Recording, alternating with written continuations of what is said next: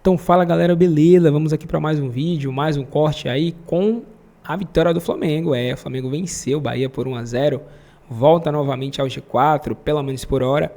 E temos informações, detalhes sobre essa partida, né? O Flamengo sem o Sampaoli, teve pênalti aí, para muitos polêmico. Então teremos os comentários dos jornalistas da ESPN e também do Mauro César, que vai falar sobre toda essa partida que o Flamengo vence. Tem também a chegada do Tite aí, que muito se diz, né? O que se espera é que ele chegue após a partida contra o Corinthians, né? Na data FIFA, até para poder preparar o time e tal. Então, a gente tem informações aí, vamos ouvir os comentaristas sobre a partida e muito mais. Então, deixamos aqui os créditos para a ESPN, deixaremos o link do canal deles oficial na descrição. E também para o Mauro César, o mesmo vale para ele, deixaremos também o link do vídeo dele completo na descrição. Pedimos a você que, por favor, deixe o seu like, se inscreva, ative o sino, deixe seu comentário e, sem enrolação, vamos assistir aí, vamos reagir às informações e o pós-jogo da vitória do Flamengo sobre o Bahia no Brasileirão. São 10 vitórias pro lado do Flamengo, um empate e um triunfo. Gente, aqueles vitórias no escudo do Bahia vai dar problema. Um triunfo do Bahia. E vocês lembram qual foi esse resultado positivo? Foi no início do trabalho do Jorge Jesus, que o Bahia vence por 3-0. E quase derrubaram o Felipe Luiz, né? Que aí, o Gilberto fez um hat-trick. Foi exatamente no início do trabalho do Jorge Jesus. Rapidinho sobre o Bahia, Pascoal. O resultado é péssimo, porque o Bahia está na zona de rebaixamento nesse momento. E aqui você já tinha falado que achava que era uma expulsão, né? Porque o Rogério coloca como um erro grotesco. Claro que a expulsão condiciona o jogo, talvez em sentido de existe uma superioridade pro lado do Flamengo, mas dentro do que o jogo apresentou, não foi um grande absurdo o Flamengo sair com resultado positivo. Não, eu gostei do Flamengo, do time do Bahia, na arrumação tática, especialmente no primeiro tempo. Era um time muito compactado. O Rafael Ratão vinha na proteção do lado direito do ataque do Flamengo, né? O Ademir também voltava. São os dois jogadores de velocidade, são os dois jogadores do contra-ataque. E eles voltavam para ajudar a defesa, compactaram o time teve uma boa compactação. Teve lá algum sofrimento, sempre tem, porque jogando como gigante contra o Flamengo, sempre vai ter um sofrimento, vai passar uma bola perto, uma bola vai bater na trave, o goleiro vai ter que pegar uma ou outra, isso é normal que aconteça. Mas o time estava compactado, bem arrumadinho, jogando no contra-ataque, querendo o gol, finalizou mais do que o Flamengo no primeiro tempo. Não vem no segundo tempo, a expulsão é logo de cara. 0 de jogo, apitou, pum, expulsou. E aí muda completamente a história do jogo. Muda a história do jogo, vem o lance do pênalti, 1-0. O Flamengo jogou melhor que o Bahia? Jogou. Mas era para fazer uma goleada? Não. O Bahia poderia ter empatado, teve 3 oportunidades ainda no segundo tempo. 2 cara a cara com o goleiro, desperdiçaram. Então eu acho que isso teve... O Bahia não é caso perdido. O Bahia tem de onde tirar ainda, principalmente quando voltar o Cauli, que é a grande esperança. Porque esse rapaz joga muito, né, gente? Ele é muito bom jogador. Quando ele voltar, a gente vai ver um Bahia com uma outra roupagem, com alguém que pensa o jogo, faz uma bola chegar, um passe bom. E também o centroavante poderia ajudar um pouquinho, né? Podia fazer um gol, porque tá duro para sair um golzinho de centroavante. E eu acho que o estilo de jogo do Bahia, a estratégia do Bahia faz sentido no sentido de... o Bahia também não queria ter a posse de bola. Tá tudo bem, Flamengo. Por que eu tô com o Ademir Fumacinha? É pro Ademir sair em velocidade. Então...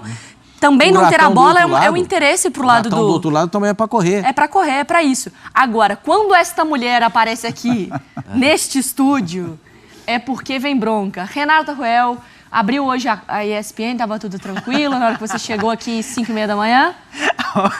Boa noite, Mari, bem, Pascoal, Fábio, Zé. Quando eu cheguei aqui, não tinha ninguém. Hoje isso aqui tá cheio, gente, vocês não têm noção. Mas tá bem legal, viu? Foi dia legal. Boa noite. Nós temos aí alguns lances polêmicos, né?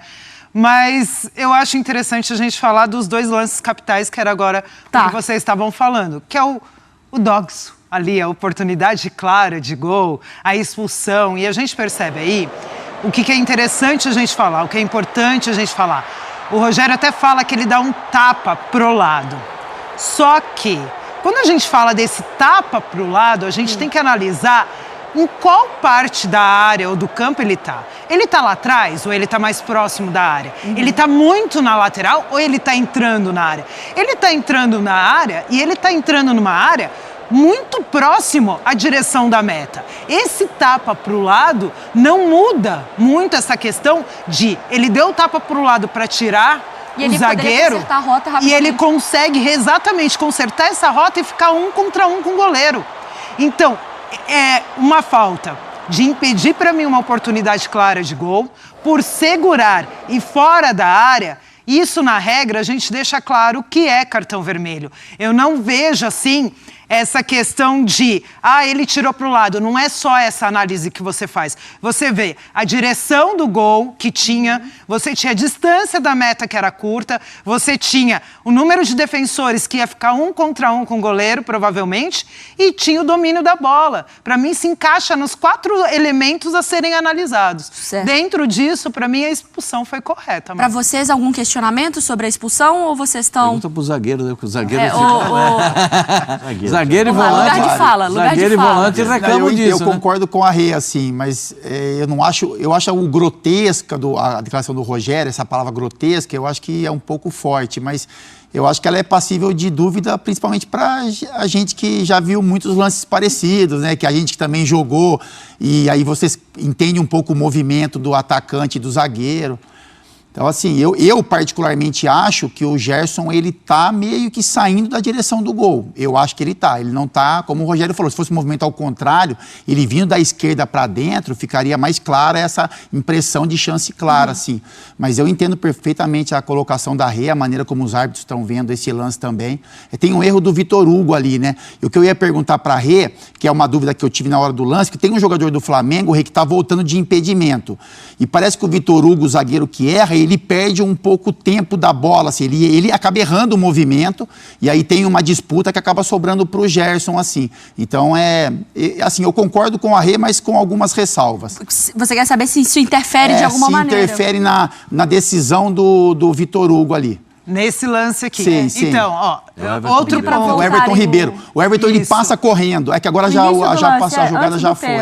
Então, para mim, na análise geral, não. Sim. E aí você tem, e até essa imagem é legal, porque assim, é aquilo que eu falo, a gente pode discordar da regra, das orientações, mas hoje os árbitros recebem até um campinho desenhado. Um desenho, exatamente. Entendeu? De, olha, essa área aqui você pode considerar uma área de oportunidade clara de gol.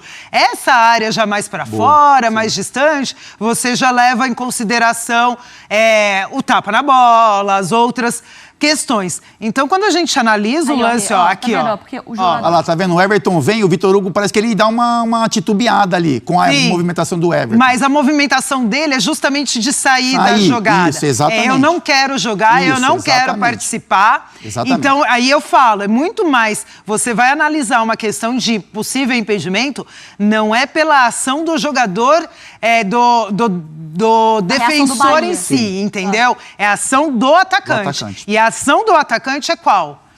Eu não quero jogar, porque a do defensor, muitas vezes ele vai achar, ele vai parar, e não é por aí. Se o jogador não participa de jogo ativo, então, para mim, entra no que os árbitros recebem hoje de orientação, até pelo campinho desenhado que tem ali na orientação, é a oportunidade clara de jogo. Eu chamo atenção para isso, assim, porque eu acho que o Everton... Mas é legal isso. Eu acho que não tem interferência, o Everton não participa, mas eu acho que esse movimento do Everton, ele tira a atenção do Vitor Hugo. Flamengo 1, Bahia 0, jogo há pouco no Maracanã, com muitas intervenções do VAR e discussões sobre a arbitragem. Vamos falar sobre isso e muito mais.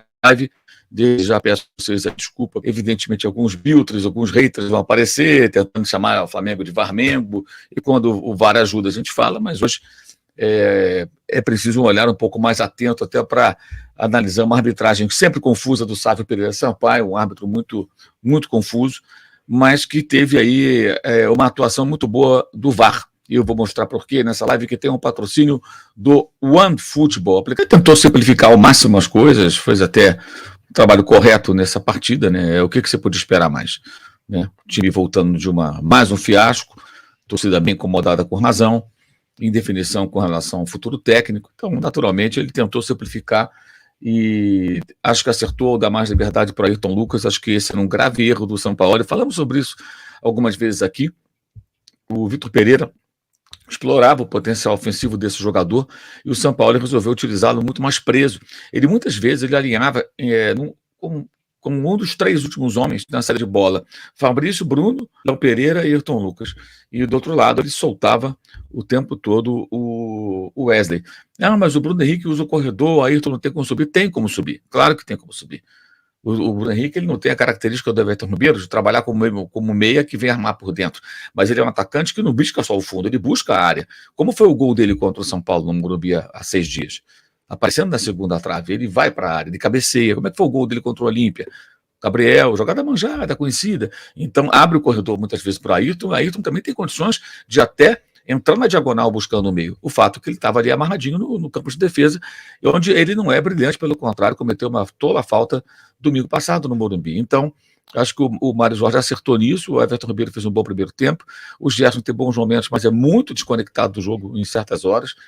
Foi assim, inclusive, a origem do gol de São Paulo do domingo passado, acho até uma coisa muito pouco discutida. É um jogador que precisa competir mais, ser mais atento, mais concentrado no jogo. E, enfim, acho que foi aí correto aí o comportamento do Mário Jorge, que será o técnico, certamente, do próximo sábado contra o Corinthians em Itaquera, na Neoquímica Arena. Corinthians que vai derrotando o São Paulo no Morumbi por 1-0. O gol foi de Ángel Romero aos 3 minutos de partida. O Corinthians abriu o placar de cara e o Fluminense vai empatando contra a equipe do Cuiabá, lá em Cuiabá, até agora sem gols, os 2 jogos com 14 minutos de partida, e o Fortaleza empatou com o Grêmio, Fortaleza com muitas reservas, 1-1 há pouco, né? O Internacional, também com time bem reserva, vai receber o Atlético às 21 horas em Porto Alegre. Nesse momento, o Botafogo deveria ser banco, fala o Rodrigo Pantoja. A fase dele também não é boa, né? A temporada não é boa, ele vai para 35 anos em abril, natural, o jogador cai de produção. Então, eu acho que não dá para ficar atribuindo só o Sampaoli. Antes do Sampaoli também, ele não vinha bem. O Everton Ribeiro viveu a sua última boa fase no ano passado. Até, inclusive, foi muito importante no final da temporada. O Guilherme Caled com a gente, ele está animado. Acredito que o Flamengo possa brigar por título. Vitor Cunha falando que se o problema era o Sampaoli, ele vê chances do Brasileirão. O Marcos Emanuel Bezerra diz que o juiz ganhou o jogo para o Flamengo. Marcos Emanuel, vou mostrar a você que não foi bem isso, não. Já. Vitor Cunha com a gente, galera toda aqui aparecendo, o Madison Borges, Mário Jorge invicto no Brasileirão, verdade, 2 jogos e 2 vitórias contra o Curitiba na estreia, hoje o Bahia. O Raul Simões destaca algo aqui no lance que a gente vai ver já. Eu observei também já e vou colocar aqui o vídeo já. O Maurício Monteiro falando que o Gabigol está pesado. O pessoal tem criticado bastante o Gabriel. E o Madison Borges falando que o pênalti não foi polêmico, que foi besta, mas não foi polêmico. O pênalti foi polêmico sim, porque a imagem não é muito conclusiva. Depois de ver mais vezes ou em outros ângulos, a gente tem uma noção mais clara do que aconteceu. Mas o pênalti gerou uma certa polêmica. Pelo menos é o que eu entendo, tá? Acho que assim, a gente não pode sair cravando foi claro, como também não pode ficar falando que foi operado, que foi sem anestesia, como alguns disseram por aí. Aí é babaquice. É babaquice, se partir de profissionais, é pouco profissional. Vamos olhar com atenção, vamos examinar com calma para chegar a uma conclusão. Mas no afã de falar mal do Flamengo, os caras sabem que isso dá engajamento com a torcida de outros clubes, aí ficam com essa babaquice aí. Então, fazer o quê, né? Paciência. Triscou, caiu, é vôlei. Fala aqui o Costa DD. O vôlei não tem nem contato, camarada. Cada um joga numa metade da rede. Gilberto chutou sobre o Henrique, pênalti claro. Preguiça continua, venceu, mereceu mais gol. Fala Vitor Cunha. Justo confuso, o VAR foi bem. Também concordo, Leonardo Moraes. E vamos já colocar aqui as imagens para a gente poder discutir sobre isso. O Renan acha que a coisa está feia. Eu achei que não. Hoje o importante para o Flamengo era ganhar. Tá? O Fonseca Carlos aqui. Piada, só você ter essa imagem, nem o VAR tem, não. A imagem é a mesma que todo mundo viu, amigão. A questão é que a transmissão da televisão, ela não explora a imagem como poderia. Escrevi isso no meu Twitter. Ela não explora, não utiliza. O VAR pode ter feito essa análise mais atenta. Tem um detalhe ali que é fundamental nessa chatice de tempos de VAR, de olhar os mínimos detalhes, tem que olhar, você vai perceber. A imagem é a mesma da televisão, nem fui eu que fiz. Pessoas que pegaram essa imagem, trataram, ampliaram, puseram na rede social, eu capturei, também dei uma ampliada aqui para poder olhar o detalhe e é perceptível o que aconteceu. A gente vai ver já, tá? Mas o pênalti gera uma certa polêmica porque é muito sutil ali, né? Enfim. Mas a gente tem que tratar a coisa como ela é. Sem pressa e sem exagero. O próprio VAR não tem pressa, ele examina as coisas com calma. Por que a gente vai ter pressa na hora de falar? Agora o cara que não gosta do Flamengo e tudo, babaca, fica lá, foi pênalti, não sei o quê. Isso é coisa de torcedor otário, né? Coisa de torcedor otário. Então, galera, esse foi o vídeo aí, né? Vocês viram a vitória do Flamengo. O Flamengo agora vai se preparar para enfrentar o Corinthians na semana que vem. E no meio de semana deve ter informações aí sobre talvez a chegada do Tite, né? Confirmações, o Flamengo tá apertando aí para ver se consegue trazer ele logo após, né, o jogo contra o Corinthians. Ele não quer assumir antes, até para não ter aquela questão, né? É um desgaste, ele tem uma história muito grande no Corinthians lá. Se ele estreasse contra o Corinthians em Itaquera, seria muito complicado para ele. Então, a gente sabe que isso não vai acontecer. E o Flamengo entende isso, né? Vai respeitar isso e entende isso. Porém, o Flamengo sabe também que não pode demorar muito, né? Não pode esperar 2024, né? Até porque o risco de ficar fora do G4 é muito grande. E aí, se não estiver no G4, fica fora da Libertadores. E o Flamengo não vai negociar isso, né? Porque o planejamento sem a Libertadores é outro, né? Já seria um ano, já começaria o ano muito, mas muito mal, né? Por assim dizer. Então o Flamengo não quer arriscar, quer já o seu técnico, até porque já iria, né, estar trabalhando, aproveitaria esse fim de ano para preparar para o ano que vem, né?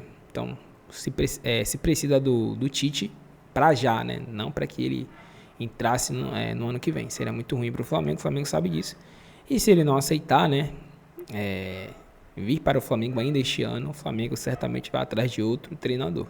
Mas ao que parece, ele já aceitou, né, e vai assumir o Flamengo após a partida contra o Corinthians, para não ter aquele desgaste com o clube paulista. Mas é isso, essas foram as informações. Estaremos trazendo, né, qualquer outra novidade referente aí a Tite, a contratações, né, a novidades, enfim. Estaremos trazendo aqui para vocês. E vocês só vão ter se vocês se inscreverem no canal, ativarem o sino e deixar a sua interação por meio dos comentários, né? Aí vocês não perderão nenhuma notícia, nenhuma novidade que nós trazemos aqui todos os dias no nosso canal. Esse foi o vídeo e até o próximo.